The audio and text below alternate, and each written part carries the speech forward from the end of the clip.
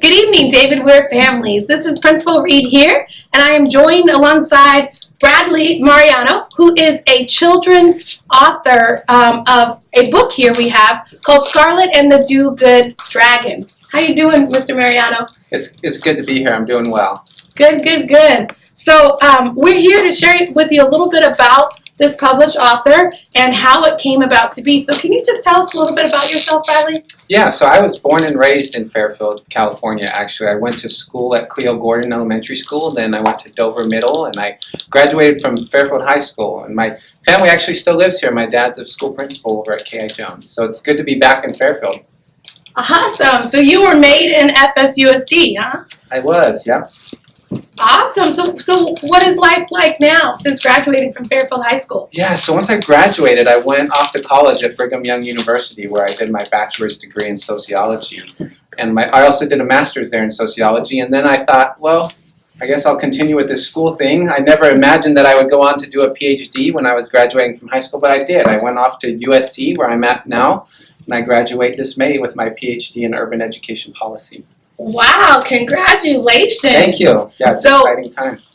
Made in FSUSD turned PhD, huh? Yep. Congratulations. That is awesome. And you said it's in urban education? Yep, it is. Yep. So I'm headed to actually be faculty at the University of Nevada, Las Vegas in August in education policy. So. You know what? That is awesome. What an inspiration. So tell us about Scarlett and the Do-Good Dragons. How did the evolution of this book kind of come to be? So Scarlett's a little girl. She's 5 years old. She's a good friend with my daughter Maddie's. We know her down in Pasadena where we live. And Scarlett one day was eating ice cream with her family, and all of a sudden she had a seizure. And she was in her dad's arms having a seizure, and they didn't know what to do. Obviously they called 911. Come to find out, Scarlett had a rare form of brain cancer. And it was in her brain, close to the brainstem, where the doctors couldn't operate on it. It doesn't happen to a lot of kids. Most kids are very, very healthy. Well, Scarlett had this rare tumor, and that put her in the hospital. So I remember when I got word from her family that she was sick and in the hospital, and that night I was sitting in my daughter's room when she was there sleeping, and I thought, this could happen to my child maybe, and I wanted to do something. And so, like I mentioned, I thought back. I had lots of ideas over the few weeks, and I thought I could write a book that Scarlett maybe could read when she's in the hospital, and that might bring her a little bit of joy as she's going through this experience. And so one day I was thinking, well, what will I write? And it was like a flash of lightning, like a bolt of lightning just came into my head, and I thought, a story about Scarlett, who has this helpline with her friend Dragons, who can go out and help a lot of people.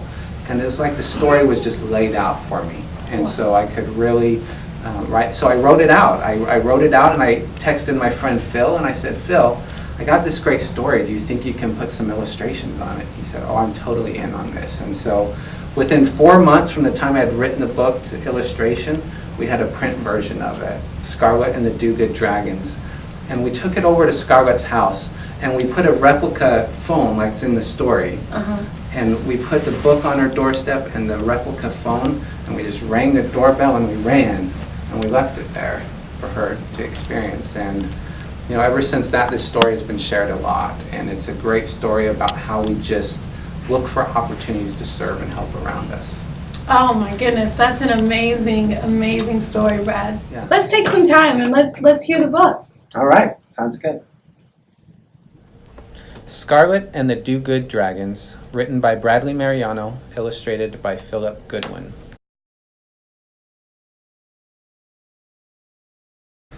Meet Scarlett. She lives in a fairly ordinary kingdom with its fairly ordinary houses and fairly ordinary townspeople who wear tremendously ordinary shoes.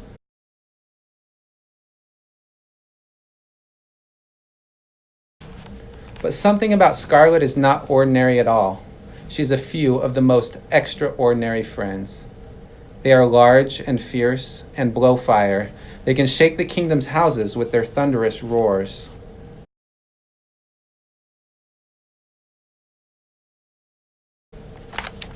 She's friends with dragons. One day, Scarlett had an idea. My friends are large, fierce, and blow fire, but deep down inside they have the kindest, most courageous hearts. I think we could do a lot of good, she thought.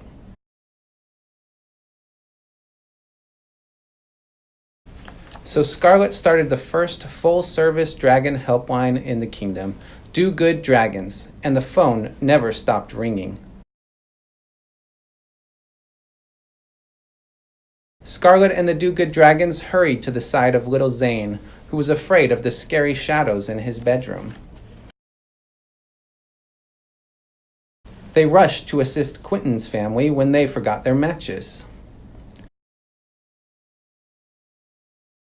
They dashed to rescue Harmony's favorite pink balloon. There was so much good to be done.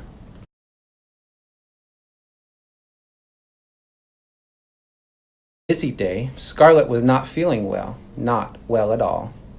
The Do Good Dragon helpline rang, but no one answered.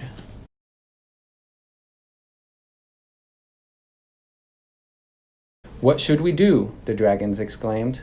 Without you, we can do no good, and so many people need our do-gooding. Oh dear do-good dragons, Scarlett said. Everything you need to know about doing good, I have already taught you. You are large and you are fierce, but you have the kindest, most courageous hearts. You can do anything. The phone rang again, and this time the do-good dragons answered it themselves. They ran to help little Sybil, who wanted someone to play dress-up with.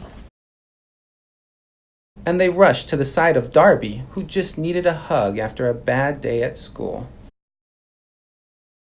The Do Good Dragons helped Mr. McGulligan get the secret ingredient for his extra special soup. There was so much good to be done. Dragons almost forgot the person that needed their help the most, Scarlett.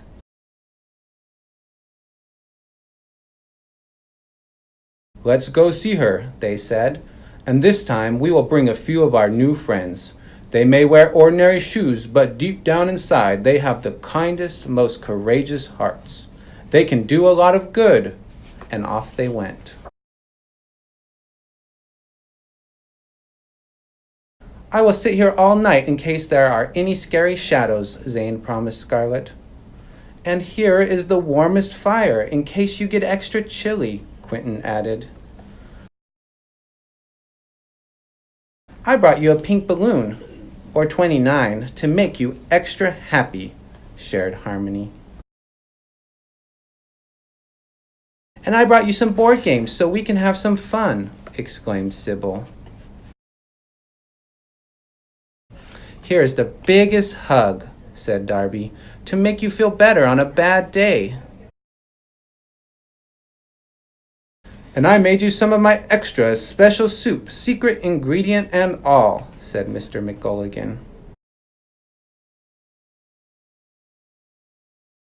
Because, dear Scarlett, you are small, but you are fierce, and you have the kindest, most courageous heart, said the Do Good Dragons. You can do anything.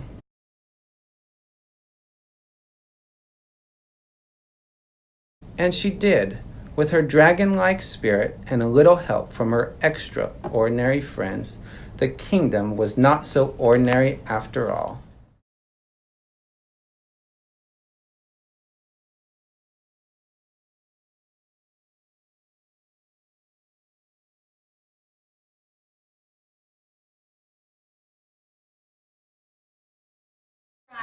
Wow, what an amazing book! Thank you, I appreciate it. What an amazing book, and it's based on a true story. How is Scarlett doing today? Scarlett's actually doing really well. It turns out her brain tumor had this rare mutation that was responsive to some medication, and so within about the first 2 months, her brain tumor just shrunk, really small. She's still fighting. I talked to her this last weekend, and she still has headaches from time to time, which really means that that cancer is still there and she's still fighting, but doing so much better. She's back to her sassy, enthusiastic self, back in school, just living life, and her family, and we can't feel more blessed with the experience that she's had.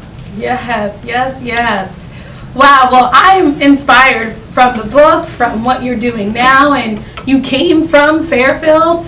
Can you give us a message? What message do you have for the students of David Weir and the students within Fairfield Sassoon, the community? What message would you give us? I had phenomenal teachers here in Fairfield Sassoon Unified, and I learned to read and write at a young age from just my experiences in school, and I can tell you that that was what I needed to make it through college. We think, you know, when you're this far away from college, you think it's this big experience that's probably not that attainable, but really the skills that I learned, just how to read and write, really helped me accomplish what I could. I never thought I would get to this point where I'm in a PhD program, but reading and writing got me there, and I thought, it's just been a phenomenal experience, and it really goes back to the skills that I learned. And education opens those doors where we can actually get out and help people. I think that's what education can do the most. And Scarlett and the Duke Dragons really tells that story of a girl who has learned to help others and then goes out and shares that. And that can spread, it can be contagious. And I think it's important that we have the opportunity to get educated so that we can go out and do some good in our communities. Yes, amen. I love that you just said that. Right now we could use some more do-good and some do-good dragons for sure. Thank you so much, Bradley. You are an inspiration to the students here at David Weir, the staff here, and the Fairfield community. I'm confident that there's a special place in heaven for you and all the good that you're doing. Well, it's good to be with you, and I wish you all the best. Thank you so much. This is Bradley Mariano and Jessica Reed encouraging you, go out and do some good, David Weir Wildcats. Thank you guys for coming out tonight. Happy I Love to Read Week.